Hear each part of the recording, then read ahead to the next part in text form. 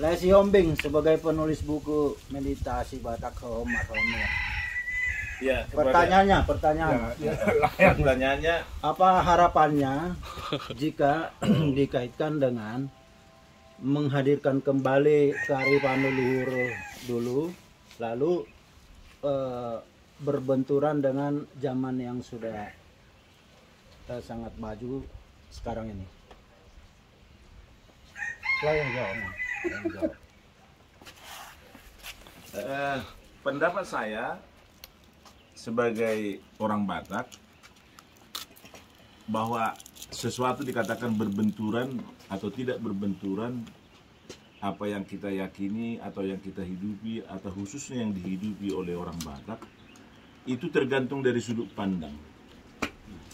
Ya, kalau sudut pandangnya seperti kita yang satu frekuensi ini, ya apa yang kita mensyukuri bahwa Tuhan itu hadir melalui alam semesta yang begitu indah yang kita hidupi saat ini, dan kita tinggal di tanah Batak ini, dan kita bisa berketurunan di sini, dan keturunan kita pun sampai ke mana-mana gitu loh.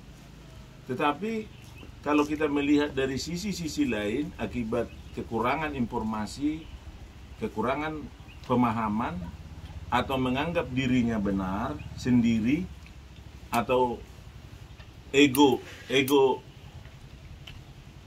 tertentu membuat ya segala sesuatu itu bertentangan. Oleh karena itu kehidupan religi atau religius itu cenderung mencari perbedaan. Tetapi kehidupan spiritual itu adalah mencari persamaan.